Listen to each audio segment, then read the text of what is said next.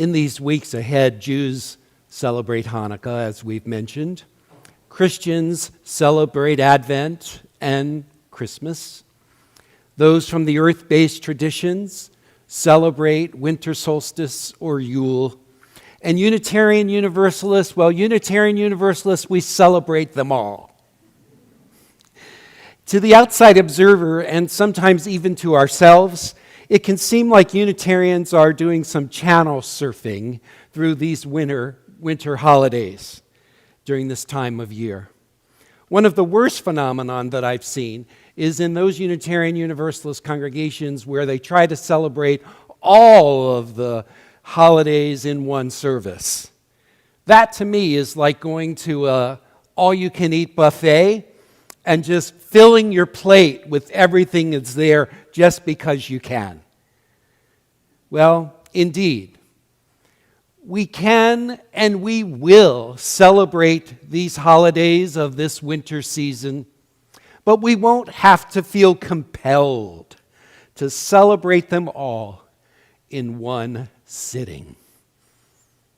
We can linger in each. We can savor what there is to savor in each. We can give ourselves an opportunity to really digest our experiences along the way. We can allow ourselves to receive the message and the meaning that each holiday has for us at this particular time, at this season in our own soul. We can celebrate them one at a time because we know that as Unitarian Universalists, that to be human religiously means for us to find the universal in the particular. To take time to hear the music behind the words. To discover personal meanings in what otherwise would merely be only someone else's myths, someone else's stories, and someone else's practices. To truly endeavor to discover the holy in unexpected ways and from various sources requires each of us to have an openness of heart, to have an expansion of our mind, and a reception in our spirit. So what can be some of the particular messages of Hanukkah? Well, in any religious festival or celebration, there's always an intermingling of history and of story, of fact and of imagination. Likewise with Hanukkah. We transmit all of our sacred stories, not because we're giving history lessons, but because there's something embedded in these stories that convey hope, that stir wonder, and that cultivate mystery within us. Consequently, Hanukkah is part history and part story. And both history and story can provide meaning to us. In fact, at different times in the Jewish tradition, the history of the uprising against the repression of religious liberty and of freedom was emphasized. And at other times, the story of the miracle of Hanukkah was emphasized. The history, as you know, you heard a little bit of this morning, is based on the revolt led by the Maccabees against the rule of the Hellenistic-influenced king Antiochus, who had decreed that all local religions, including Judaism, be rooted out of his kingdom. If any Jews dared to continue their rituals, even Shabbat, they risked being killed. In their place, Greek pagan rituals and sacrifices became the order of the day, not only at shrines throughout the land, but as we heard, even at the holy temple of the Jews. Now, some Jews who admired the customs and the culture of the Greeks followed these decrees of the ruler. Other Jews were outraged, not only by the decrees, but also by their fellow Jews who had cooperated, who had assimilated in such a way to recklessly discard some of the sacred traditions of the Jewish people. The Maccabean forces recaptured Jerusalem in 166 before the Common Era and set out to rededicate the Holy Temple. So we can find meaning in the history of Hanukkah to remind ourselves that even in some of the darkest moments of history, resistance and oppression and spiritual defiance are necessary. In fact, spiritual defiance and resistance to oppressive forces are our way to truly live out our human vocation to co-create the world again and again. Hanukkah reminds us that we can and we must rise up against whatever puts uneven limits on human dignity and human freedom.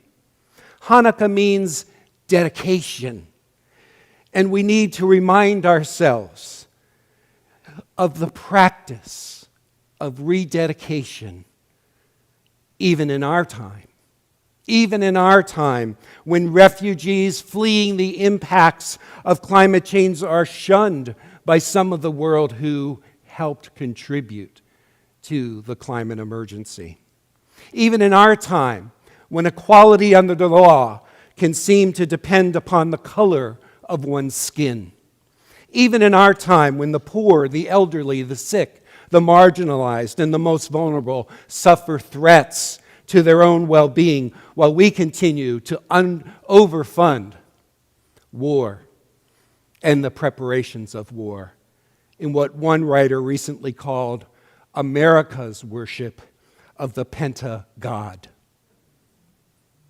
Even in our time, when the overexploitation of the resources of the earth can threaten those who are already most vulnerable, not to mention, even in our time, when our own earth home is in jeopardy.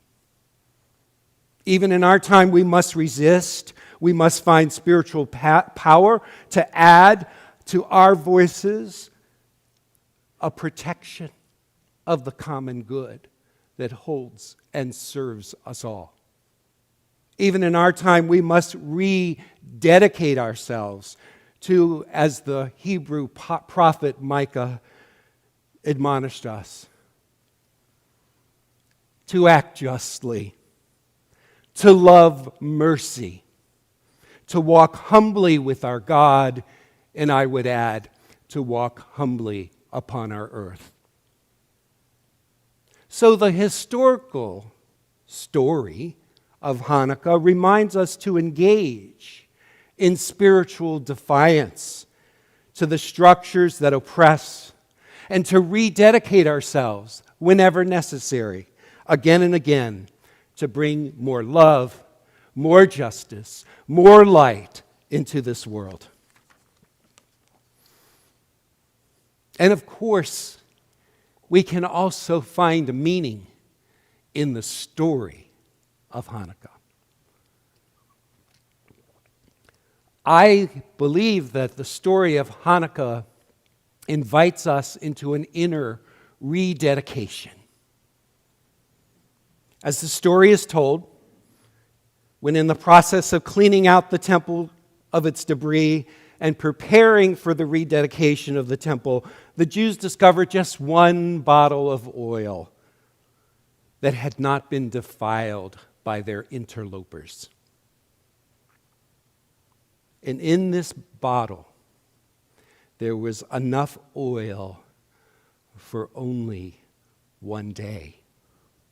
Yet, as the story goes, even that short supply In spite of that short supply, they decided to proceed.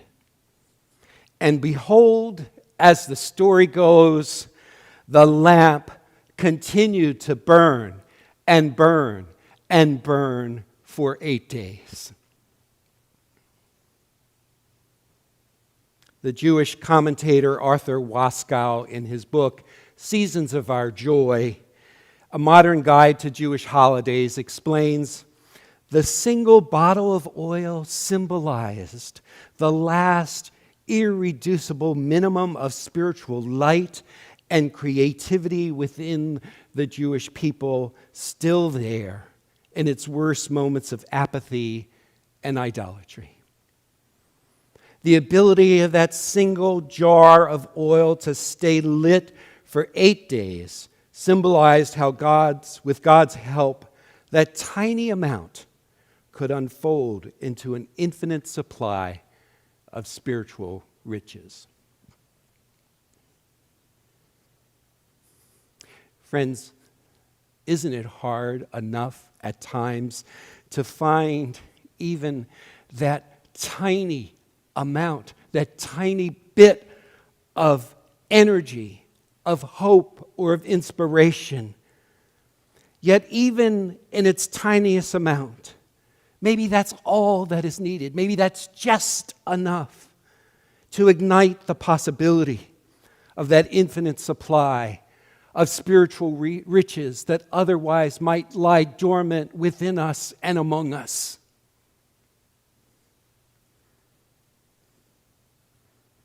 At times, don't we feel that we are not enough? That we will never be enough? But yet, the story of Hanukkah reminds us that we may be judging ourselves prematurely, too quickly, and assessing some insufficiency in ourselves, as if we are just that one bottle of oil that's left, and we fail to recognize more of who it is that we are and who it is that we can become.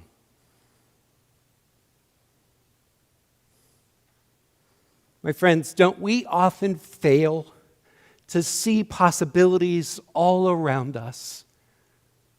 All around us. Certainly, as Albert Schweitzer reminds us, at times our own light does go out and is rekindled by a spark from another person. And he continues, each of us has cause to think with deep gratitude of those who have lighted the flame within us. I hope that each of us have taken some time over this Thanksgiving weekend holiday to recognize and to acknowledge, even just to ourselves, those who have ignited a spark within us, in our life, most likely at times when we needed it most desperately. Those who continue to give light to our life, those we can feel a sense of gratitude toward as we receive the blessing of their presence in our life. There's a reason this Hanukkah story is told again and again. You know what that reason is? We need it. We need the reminder of this story. Hanukkah is our reminder, I believe, that we live by both reason and imagination, and neither alone is enough. Rabbi Arthur Waskow expressed it in this way: at the moment of utter darkness at the temple, when it would have been rational to wait for more oil to be pressed and consecrated, the Jews ignored all reasonable reasons and lit the little oil that they had. The real conflict, he continues, is between apathy and hope. Apathy and hope. Between a blind surrendering to darkness and acting to light up the pathways. Seen in this way, he continues, Hanukkah can become a resource to help us experience our moments of darkness whenever they occur throughout the year, and in those moments strike new sparks.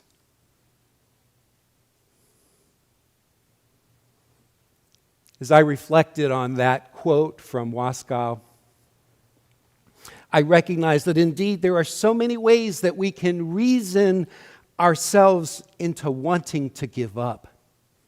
There are so many ways that we can reason ourselves into not continuing to hope. So many ways that we can reason ourselves into giving up the struggles for peace, for justice, or for a true and broader prosperity of body, mind, and spirit. There's so many ways that we can reason ourselves to shrink from our care for the common good. There's so many ways that we can reason ourselves into giving up on another.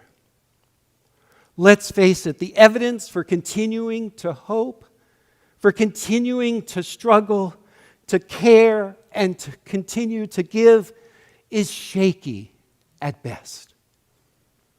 Yet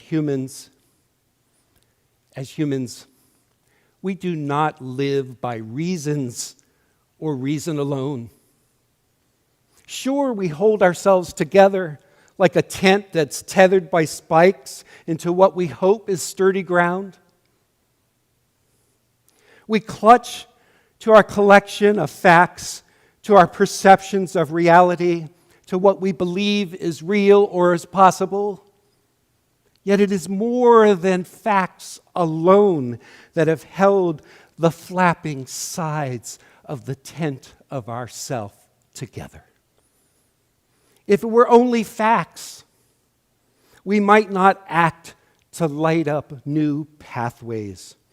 We could have collapsed in despair years ago. Think about it today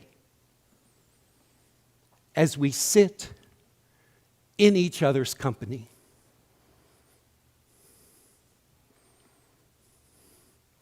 We are a testimony to not just what is. We are a testimony to what has got us through what is. What has got us through the death of a loved one. What has got us through the failing health or capacities in ourselves or those we love. We are testimonies to what has got us through heartache. If there were not a perseverance within us much greater than reasons alone, the ground beneath us would have given way through our torrent of tears. The winds of anxiety would have completely blown us away. The poles of our flimsy tent of a self would have given in. And yet, here we are. Here we are, as sturdy as we can be, as resilient as we can be, as hopeful as we dare to be. In the midst of life's circumstances and real challenges, we are a testimony to the perseverance of the light. Something more than our reasons alone hold us up, sturdies us, and tethers us to a hope that we may not be able to see or explain, a hope that we may not be able to prove or provide rational evidence for, but the hope is still there. I know that I join some of you when I reflect upon my own experience at age 40, when I lost my spouse. At the death of that spouse, I felt a grief so heavy in my heart, I could not move it away alone. At that moment, I felt that the world as I knew it had shattered in some way and the ground had become shaky. But yet, in that moment also, I began to experience an aspect of life that was always there. But then I began to realize that life is a gift, that it's a precious and gracious gift, that it's wondrous, and that I should not take for granted that which surrounds me and surrounds all of us. I know some of you have joined me in those kinds of moments. Each week when I gather with the group of us who are in my class on poetry as a tool for wellness, there's a woman that gathers with us who has recently experienced the death of her own spouse. And when she shares with us her reflections, when she shares with us her poetry that she writes in the moment, I feel like she is that helper candle.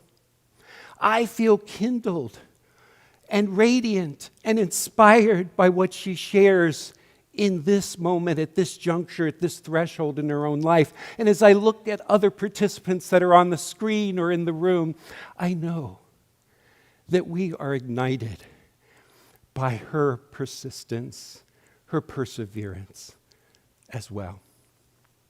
This week, when I met with some folks who were involved in our ministry of independent living for young adults, and they told me the stories of those people who are helped at a time when all the supports around them may be eroding, and here we come and give them tangible and real assistance and support. I know that we are like that servant candle that perhaps gives them some spark of hope that otherwise might not be there. Do you agree with me? Next Sunday, we're going to have a remembrance in our service. And I've asked people who have lost a loved one, a friend, over the last year plus during this pandemic and may not have been able to grieve in the usual ways, to come to that service either online or in the sanctuary and light a candle. I've invited them to share with me a digital photo of that person, and I have had the blessing of opening those emails and seeing those faces and knowing that there will be an opportunity to share the radiance of that life, if only as simply as by lighting a candle, but also igniting and honoring the memory of those persons.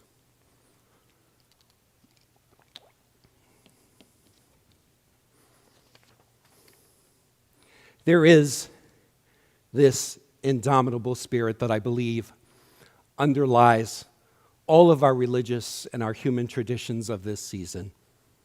During the darkest time of the year, we not only crave these reminders, we testify to them. Our candles and our bonfires, our carols and our evergreens, our wreaths and our menorahs are like signals sent to us across time from generation to generation that preceded us.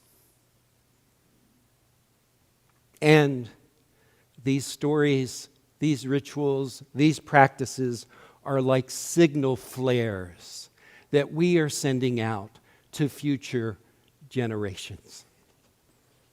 The story reminds us of what we already know, that we have to find ways to regenerate hope. Our lives and our moods, they ebb and they flow. And we can look to one another for sources of strength, courage, and inspiration to sustain us. We may strain to know the deeper sources of strength within and among us as well, known in various ways and known by various names. We dare to continue to hope, to struggle, and to give, not because of what has been or because what we fear will be, but because all we really have is this moment in which we know in our heart of hearts that what we bring to this moment, the hope, the faith, the determination, is what really matters.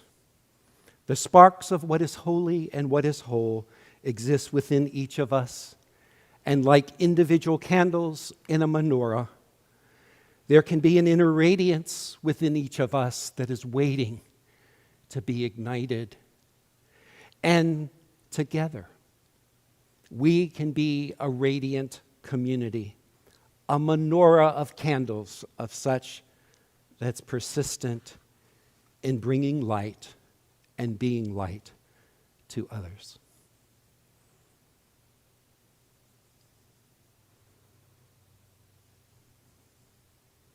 So may it be.